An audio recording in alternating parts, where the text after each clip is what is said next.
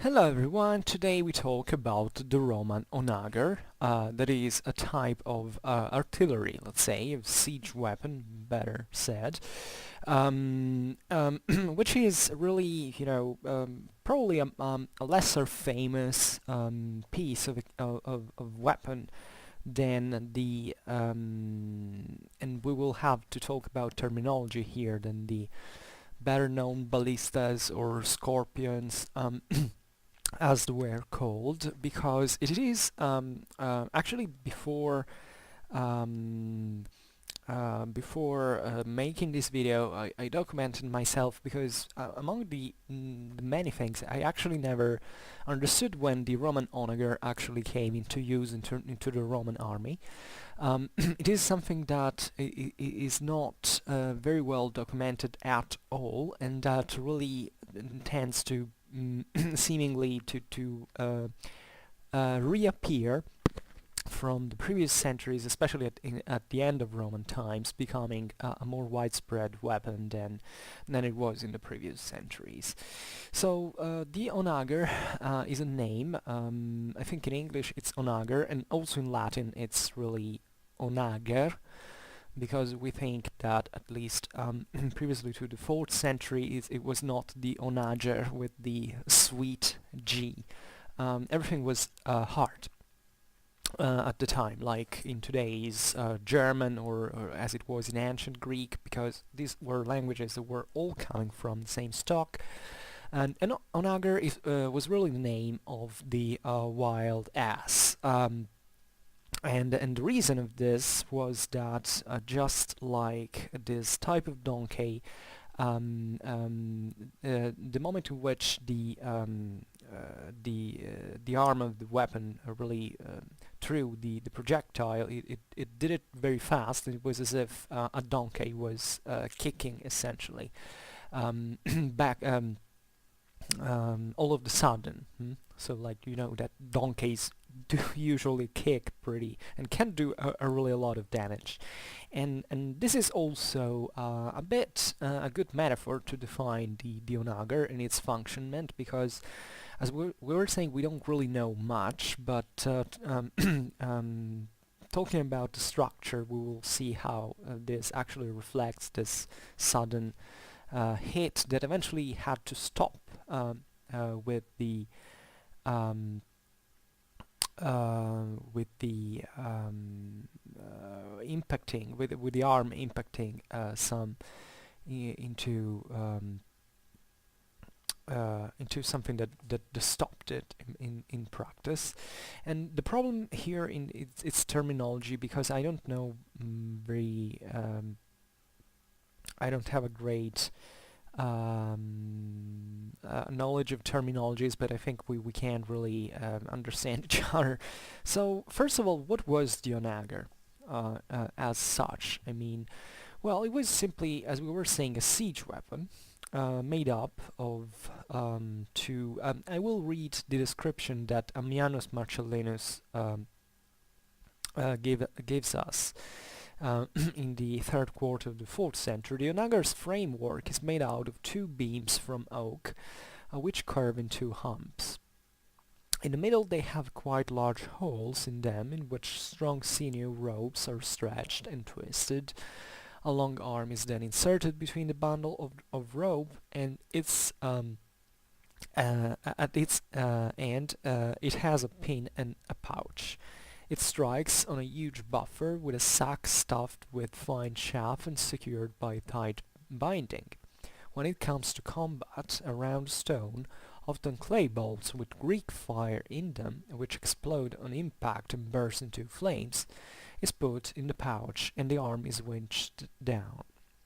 Then the master artilleryman strikes the pin with a hammer, and with a big blow the stone is launched towards its target. So this was the onager was essentially a Persian catapult. When we talk about Persian engines in the ancient world, we're talking essentially about machinery that worked with twisted ropes or bundles, as you want to call it, of usually of organic material. It could be either tendons of animals or even human hair, seemingly Asian. The hair of female Asians um, was very fit for it because it was more elastic and kind of um, um, uh, gave more elastic effect to transfer the energy on the arm, and the arm of the catapult was stuck into this bundle that eventually was pulled. I mean, the arm was pulled usually with a mechanical system, as you can see here. Um, Depicted, and the arm was charged. So the um, by was taken down against the force of the bundle with a winch. I think it's the right term. And eventually it was relieved, and therefore the arm struck quite fast. And what the passage of Ammianus Marcellinus is quite interesting because it really tells here that there was a looking here again, there was something at the end that basically stopped the arm. And the idea is sometimes when people talk about the Onager, they like to stress the fact that he had a sort of parabolic trajectory of the launched projectile. Here a bit of physics. Really, every kind of projectile has a parabolic trajectory. So it's not that there are weapons that fire projectiles that go straight and do not do this thing. The real problem here is to understand how it was used in practical terms. Like we don't have many informations on it. So even what you see here in the depiction, so just to have a practical example, is that you have this bar in front of the arm that basically here you see it has even a reinforced stopping part attached, and the arm has to basically slam on it and therefore to stop and relieving the bullet that gets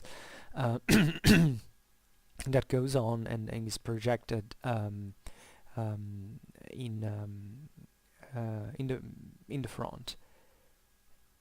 And and the point is, in order to have to have something that has a parabolic trajectory that can theoretically in sieges go over walls and falling behind them, the first thing is having really a bar that stops before that the arm gets perpendicular to the ground, because that basically creates an angle that is able to make the bullet keeping flying in the air up and then falling down. Then if you want instead something that starts at zero angle, you have to have the stopping beam adjust when the arm gets perpendicular. That hits with the arm when it gets perpendicular. If instead you want something that fires kind of in front of you, but I don't think there was anything like this, you have to have something that is placed more like in the front. And what is weird from this picture is that it seems as if it's almost the case, even though I believe that the author was meant to wanted to represent really here maybe the hitting point is a bit over in relief, so that the beam actually the arm actually strikes when it's perpendicular. But that's really the point. Usually these weapons would have to fire a projectile that could go up. I mean, it's an advantage in many cases. It is true, however, that because you can throw longer with the same force in practice. Because the projectile goes up, and therefore by going up, the time it takes to take down, it's already done more way ahead, and therefore has a longer range. But on the contrary, if you want to have this projectile to not to lose force, because part of the energy that the projectile takes from its kinetic energy to grow, it's something that is lost when it has to impact like a wall that is perpendicular. So having a beam, an arm that in this sense fires perpendicular at zero, at 0 degree, it's best to keep the force even with a shorter range in practice. So it all depends on what do you want to achieve, and I think that in practice of siege warfare this wasn't really a big deal of a problem. Also because, by the way, these onagers were, as it's showed in here, were fixed on the ground for the simple fact that if it had wheels, the hit that the arm would have done on the stopping beam would have possibly even partially taken away. First of all, it would have shifted the onager. Then I think that it would have even probably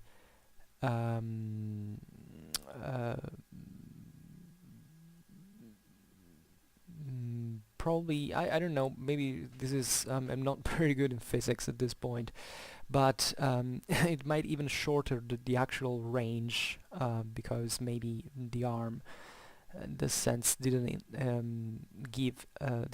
would have lost part of the force that with the wall, by transferring it on something that moved, and instead the ball would have got less energy. But these are all theoretical problems that again in the siege warfare practice probably weren't so strong. So we know that these onagers seemingly were stuck to the ground, and they were more effective in this way.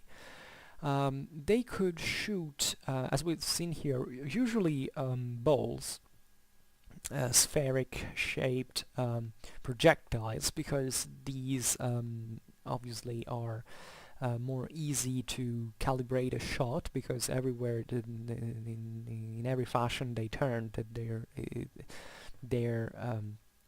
mass is basically equal in all the parts of it doesn't get unbalanced, because the spheric is the sphere is it remains the same even if it's turning.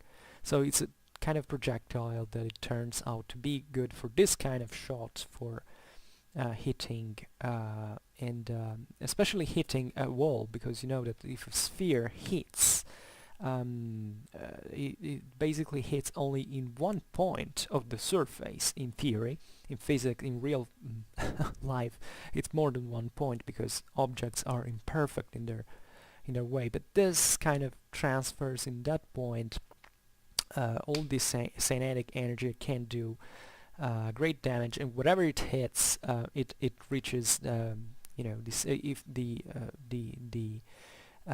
fire is well straight to the wall, it kind of transfers a lot of energy on it, and can break it down quite easily. And what is important to do it to say here is that what were these siege machineries conceived like? I mean, could they be used also against people? I mean, to damage humans? Well, artillery, historically speaking, has never really been for that up to a certain point in history, to which, especially with the shrapnel and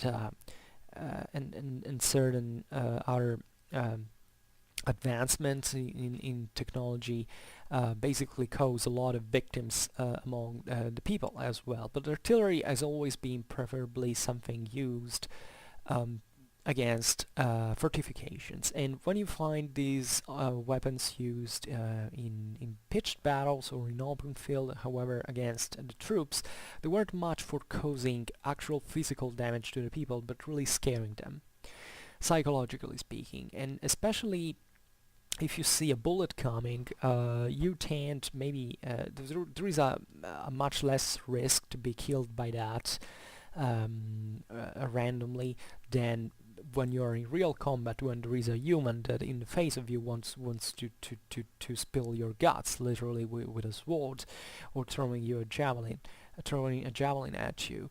But the idea of seeing these things flying in the air and you're or maybe bouncing in front of you, that's something that really makes you very uncomfortable and can make formations break more easily, or at least to disorder more easily. Without mentioning that, you know, stones like the one that an Onager could fire could really maim and or even making fly into pieces the most you know the fiercest warriors that existed in there. The siege, the torsion machinery were and artillery in general were used only by Mediterranean civilizations. At this point, the barbarians didn't have such a thing like the Persians. It took centuries before they began to copy the Roman artillery technology, and not because they were stupid, but simply because that tells you how not really vital it was for the warfare of that time, and how really the things were solved tactically by completely other reasons. But it happens sometimes. We have sources, Roman sources, that tell us that, for instance, a ballista had pierced through a Germanic chieftain that had remained basically nailed to a tree, had struck by a ballista bolt. So these were things that overall, even if virtually insignificant in determining the outcome of battles, still made an impression, and they were maybe even a sort of slogan to say, look at what we can do, what machines we can create that they can kill even the strongest of warriors just by throwing a ball at hundreds of meters of distance. So the Onager is really one of these this machinery that was, however, really most of all used in siege warfare. And in siege warfare, this could obviously damage walls, but it could even create a sort of cover fire for advancing infantry storming the walls, or really keeping like a suppressing fire the guys over the walls, not to expose themselves too much. And this is basically what all ancient medieval artillery was about. I mean, there wasn't much greater thinking in using them in pitched battles that went just aside from, you know, we have this machinery maybe with us, let's use them as well to throw things at the enemy before the battle, but that's pretty much it. And I don't want really to underestimate the possible use of these machines into battle, but you also have to understand that many of them were actually built on the place, really on the siege park, before the city walls. Some of them were, as you understand, quite complex machinery. I mean, they were extremely expensive. We don't think about it now, but really having the engineering skills to understand how these things work, to have the skilled craftsmen that knew how to build it, to find resources like wood. Like, you would think, well, but it was plenty of wood like there. Not really, because you have to find the one that is right, that has certain characteristics of strength, of elasticity, of resistance and all, and you have to mount them together. There are many parts also in metal. Then you have to find the tendons, you have to treat them in a certain way. I mean, it takes really a lot to build them. So this, it's not that it couldn't be used in pitched battles, but simply with the same resources that it took you for building something like this, you could have, you know, well-trained soldiers that could have a more effective tactical impact on the battle. And really what we have, you know, is there a category under which the Onager can really fit? Because, you know, it could be there were certain things. Sometimes you find the the Onager called as Scorpion or as Ballista. So what's the deal with this? Well, telling the truth, in the ancient world there were two main categories of these weapons that were essentially there's a Greek and Roman name for this. The Greek name was let's start with the actually um, uh, with the Latin name. The first category, there were two categories in the ancient world as siege weapons. The catapults, so catapultae or catapulte in Latin and catapeltes oxybeles in Greek, and the ballistas or ballistae or ballistae in Latin and catapeltes litobolos in Greek. What's this difference in practice? Well, the difference is quite simply the kind of projectile that they shot, because the catapult is something that also in Latin comes from the Greek, and it literally means through the shield, because these were siege engines that were meant to shoot things like arrows or big arrows that could pierce through the soldiers'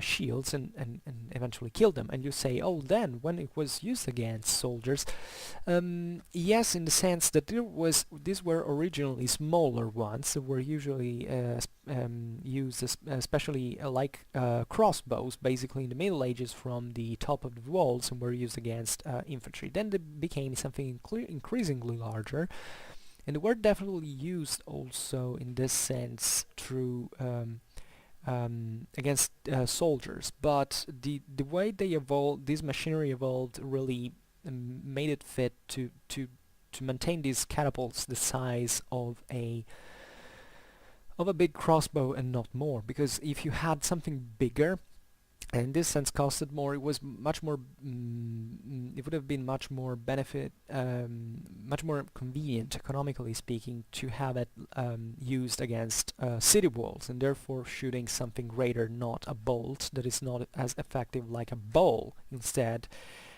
in against walls. And in fact the term ballista actually comes from bow, because they were meant to shoot large stones. In fact, that's what it basically means. It was for the launch of stones, and they grew usually to be larger. Even though these two categories really weren't much different in size, they were different size on average, in the sense that, as we've said, bolt shooters were usually smaller, and the stone throwers were usually larger. But you could find the two the dimensions of these two types also, you know, quite similar to each other, or even, you know, to have a smaller ballista and a larger catapult. And what is bad, really, etymologically speaking, is that in popular culture today, the ballista has become to define that thing that shoots balls, because of improper usage of the term. Telling the truth, it's the other. Excuse me. It's it's the other way around, because the ballista was initially thought to throw stones, and the problem is that in the sources sometimes we find these terms used interchangeably. Which is bad for us to understand. Sometimes we kind of it happens in all times in history. It happens in the Middle Ages, it happens in modern age, So it's not easy to understand. But really, the iconic ballista was really not what we think of, and actually the Onager fitted into the category of the ballista because it shot stones. So it threw stones. So it's very important. While the Scorpion was essentially a catapult. So normally this is something that maybe came out as a mistake, probably thinking about Middle Ages, because what you see in the Middle Ages is this kind of mangonels with an arm of kind of spoon-shaped through stones, and said, oh yeah, that's a catapult, right? Yeah, the catapult, right? Instead, it was Romans who had ballistas who shot balls. Well, it's actually false. If anything, it's the other way around. And therefore, the Onager is a ballista, practically. Um, the So we don't really have, unfortunately, as we were saying, not much evidence to how these onagers were, also relatively to their dimensions. Probably were bigger or smaller. Coming to the initial point, I was talking about the stopping beam of the Onager, that some people question even whether it actually existed in this sense, because time and there are incomprehensions, mistakes and misunderstandings that are relatively to the passage that we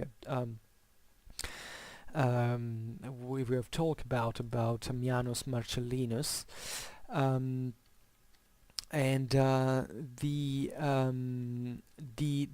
thing is that actually these onagers had in front of them very, not a stopping beam, transversal beam that stopped the arm, but actually a big terraplane, we can say, with maybe some bags with soft material that could absorb the arm's strength when it arrived at the end. At this point, when the arm in this sense arrived at the end, it was already practically, the shot had been already thrown, the projectile was already in the air, because it left when basically the arm was at 90 degrees, and then the arm would proceed with decreasing force against these kind of sandbags, stuff like that, and then hit on them, and its force being absorbed by material contained in the bags. So this would allow in practice the arm to have a much longer life, because if you make this arm really hitting hard against a stopping beam that is also made of very hard material, I don't know how many shots you can do with that. Probably this also, we should see this in terms of costs benefits and how costly it was to have new arms to use in practice, and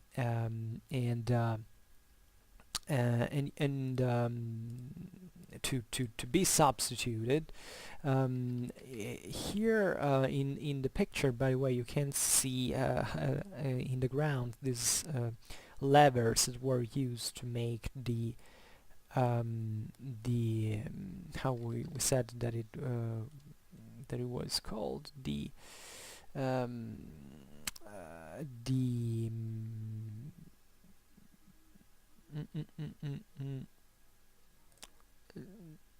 one second, just I find it. The winch, could be used by the system with various scales here that you could set. So it was a lot of force that was impressed on, that it was needed to load this machine, and then that it was unloaded on the great part of which on the projectile, that it was retained by the projectile. So we don't know how big these things were. The suggestion is that normally these machines fired at a shorter range than the other two like the one that in popular culture called ballistas. You know, these machines that have really um, um, um, two bundles of tendons, um, um, because essentially of the fact that those weapons usually happen with the ball really being shot uh, uh, um, right ahead, so not really being thrown in the air by an arm that in that moment is also losing energy. So the other machinery like the scorpions and all that worked in that fashion had a less a much less curve trajectory at the beginning because more force was impressed there. So consequently, the range of those machineries was much longer than the Onager's one. However, and the question is, so why did the Romans actually use the two types? Why didn't they stick just to huge scorpions like of various dimensions that we know that existed at the time? Well, more of that later. Well, we can also explain it now. It's the simple answer is simplicity. Simplicity in the sense that a scorpion with those two sinews that have to work together and with structure that was much more complicated, which with more moving parts, was evidently more subject to damage, to breaking down. So this thing instead, the Onager, was much more reliable. And especially, you know, scorpions and other machinery like that could be widespread at a certain point into the Roman legions, even as portable weapons. Some of them they were even mounted on chariots, so they were usually small. The very bigger scorpions, let's say, those huge ballistas that have been also recreated recently in certain documentaries, and they even broke down, that could throw projectiles of really 30 talents at I don't know how many 100 meters, were monstrous machines.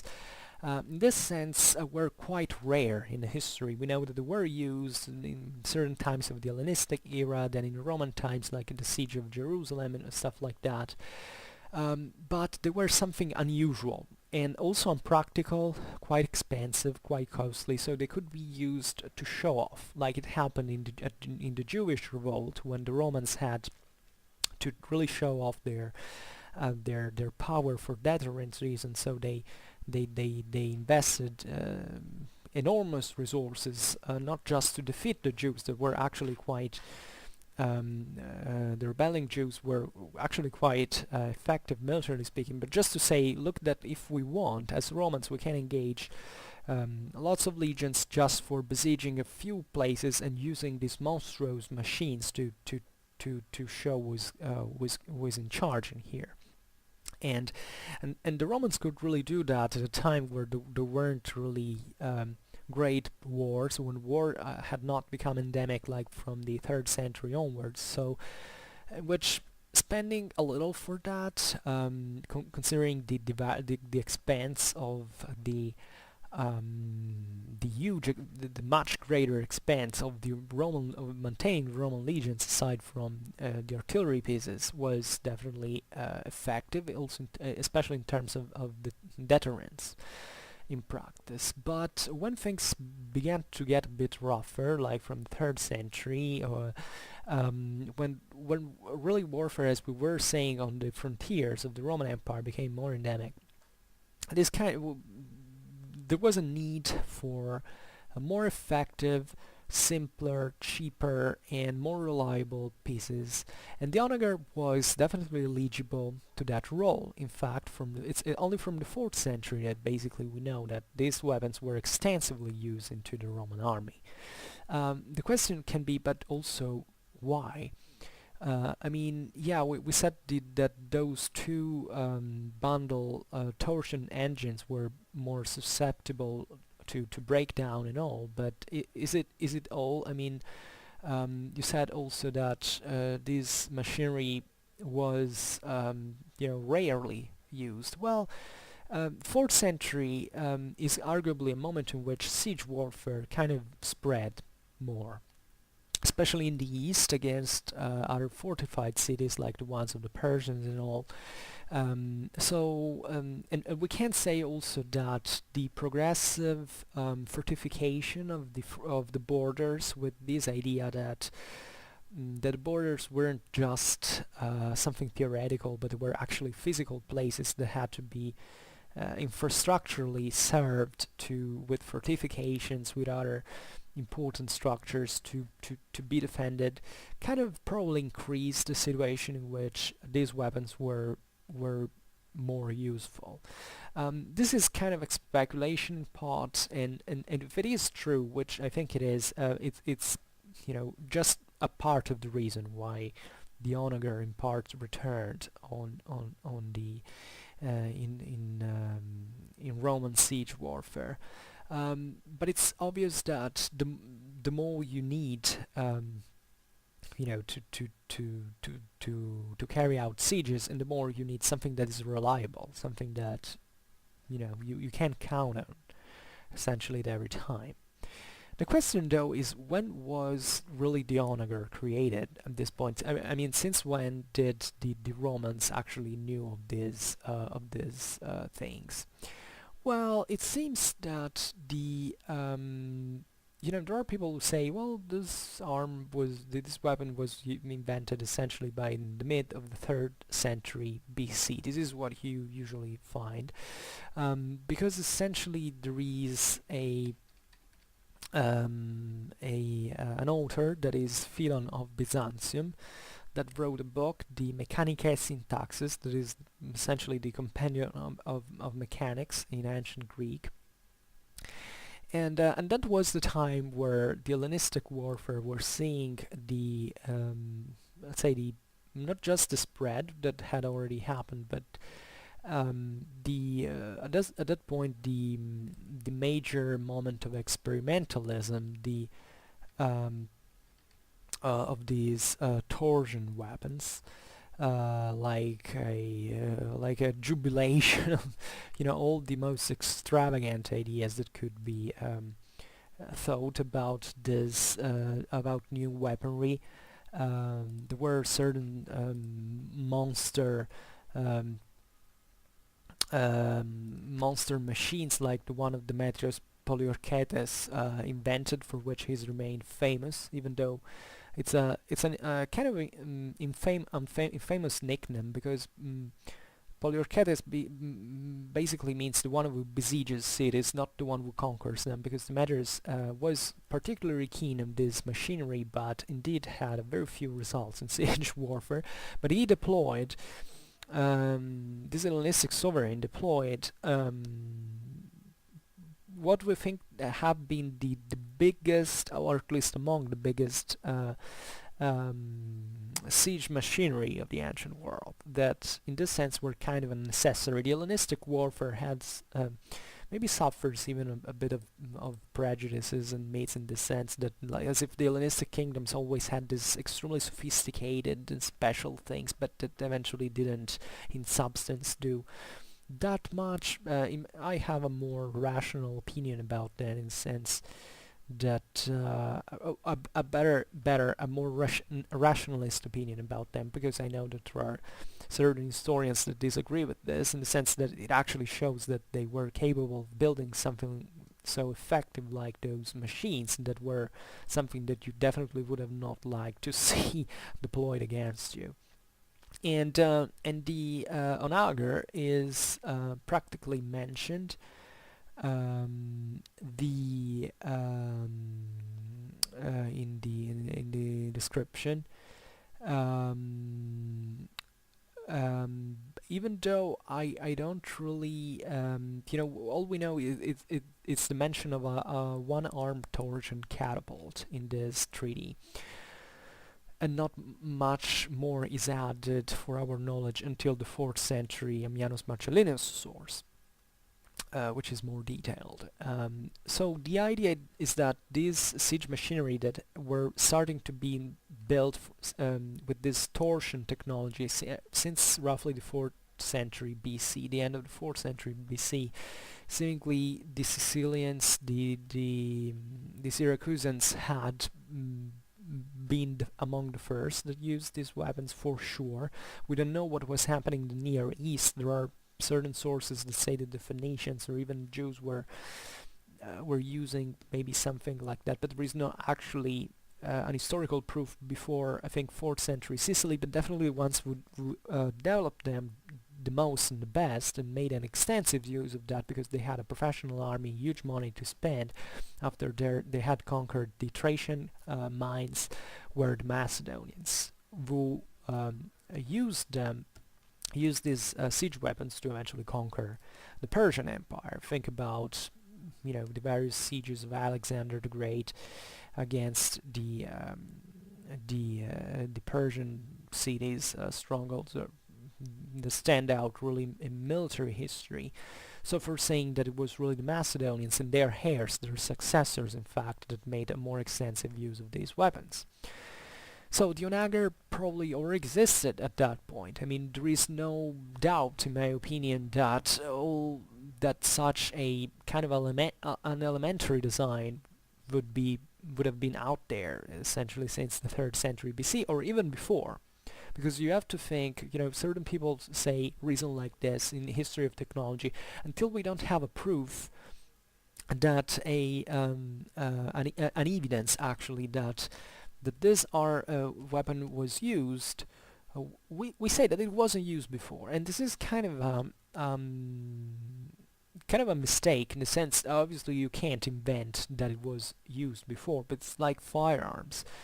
When we see them employed, we're pretty sure, for the first time, we're pretty sure that before already someone had projected them. We can't really think that few relics of sources that we have regarding so scattered, that we have in history actually equate to the first usage. So in my opinion, torsion catapults like this were already existing in 4th century. I mean, the Onager properly how it was eventually named in Latin, because it was more extensively used by the Romans in the later empire. So what the Romans did in the 4th century was basically to revive this thing. I think the witness of Ammianus Marcellinus is quite interesting because it shows that it was a quite versatile weapon. It could throw clay projectiles filled with Greek fire, so these this substance that was an incendiary one. So it's interesting that it wasn't just used for sheer mass hitting against the walls, but also for burning down essentially certain places, or maybe even just to have this kind of effect of a spectacular effect that, as we were saying before, is also partially plausible as a psychological weapon in this sense, aside from the actual damage that it could produce. So definitely this is really what we know about onagers, so I wouldn't like to disappoint you. We have much more evidence about other siege weapons that I will definitely discuss in the future, but the onager was definitely was a non-portable, or maybe portable but not really movable on the field, siege weapon with a single arm that threw usually a squared, a spheric projectile that had or didn't have an arrest beam, and it probably was better used with to absorb the